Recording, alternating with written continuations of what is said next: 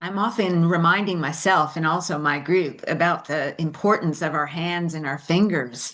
I mean, wow, we sure do take it for granted sometimes. I mean, there's widespread activation even with simple finger tapping movements. All sorts of areas of the brain are active. A lot of areas in the cortex you can see here, and the cerebellum down here is also, and even just finger massage leads to really widespread activation. And this is super important, not only for our everyday lives, but sort of for our futures as well, because you don't want your hands to sort of give up on you, and you don't want them to start hurting and not feeling like they're functioning very well. But we all have that issue. We all have to face that kind of issue, but there are some things we might be able to do on the day to day. We've covered some of those in our warm-up exercises, and I just want to mention again that the cerebellum, that sort of cabbage-like structure at the back of the brain, this is just a schematic. This isn't a real live image, a realistic image, but almost over 50% of its neurons of the brain are in the cerebellum, and it's only about less than 10% of the total brain volume. So that tells you it's packed. And the cerebellum is really active in brain imaging scans with hand movements, but also with just simple massaging of our fingers. The sensation is bursts of impulses. Lots of them go to the cerebellum and also a lot to other areas of the cortex. And this reminds me also about neurocompensation, because that's an important one. When one motor system isn't doing very well, the other kind of systems can come to help out. So this is even relevant to our hand movements. Um, if we have some lack of sensation, for example, in our hand movements, other systems might be trying to sort of help out. And there's some research back in many, many years ago suggesting that sensory areas of the brain start sort of trying to take over areas that aren't receiving the correct input anymore. Like if someone's maybe had some damage to areas of the brain that's not any longer receiving input. That just tells you sort of how plastic the brain really is and the capacity for its ability to neurocompensate. In a slightly different kind of context, we can consider, for example, Parkinson's. Parkinson's primarily affects basal ganglia circuits, um, and but Parkinson's often affects the hands. Well, if it's the case that the cerebellum is getting lots and lots of hand input and sensory input when we're doing things with our hands, whether we're moving them or touching them or receiving sensation and doing some motor output.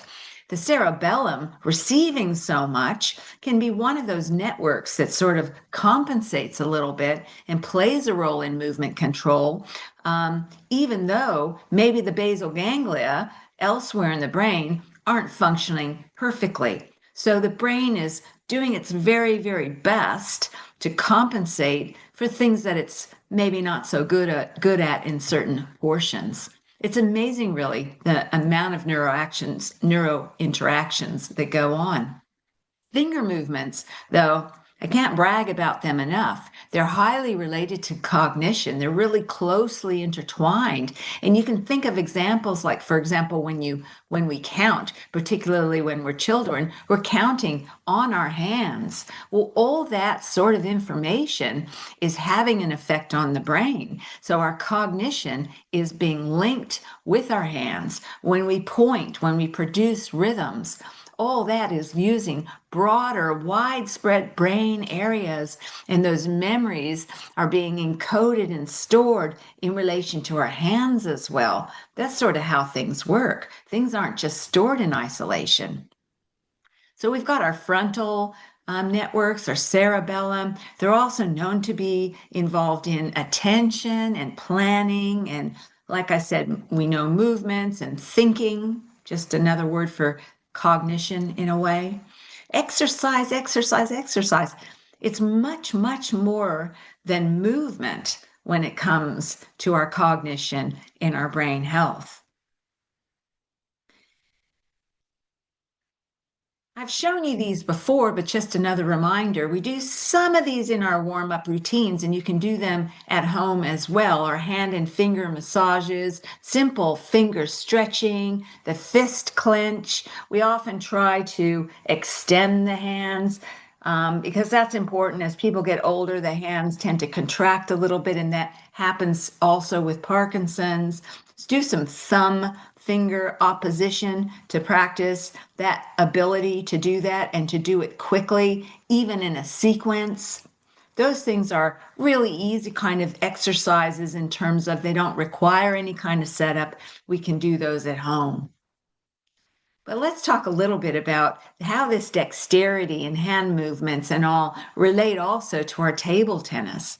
Well, one obvious example is that we're holding the bat with our hands. And what I'm showing you here is the most common way to hold it. It's called a shakehand grip. And that's the one most of us are using in our practice training now.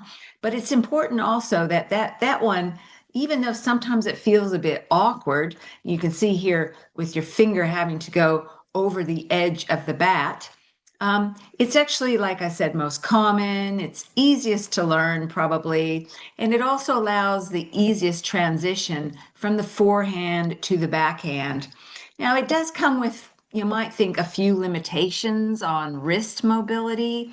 And, there's not an upside to absolutely everything. But there's another grip people have used as well. And I think there's just one in one of our groups that I've seen recently using this. That's a penhold grip. So it's like you're holding a pen. You can see it here. It's less common, but it's something that's a bit more common amongst some of the Asian countries, Japan in particular, some very, very good players using penhold grip. And then you can think of Felix Lebrun in France. He's not Japanese, but he uses a penhold grip, and he's one of the best players in the world. This sort of grip allows for natural forehand angles. It's quite easy to generate acceleration, this kind of whip when you play.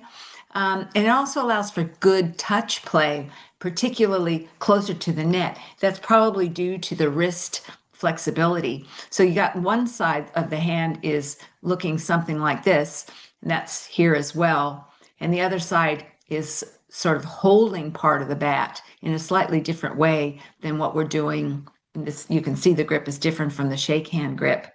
But touch and feel is something that we all use in table tennis. And what's interesting as we get better and better at this, the light touch of the ball, sort of the feel, putting spin on the ball. And that's all part of our dexterity as well. The sensations and the motor movements, that sensory motor, all cooperate very, very closely, not in the hand as such, but in the brain. So I would just continue to encourage you to do the hand movements, even do wrist movements, and try to keep those things loose. But take good care of your hands because you do need them, not only for table tennis, but throughout life.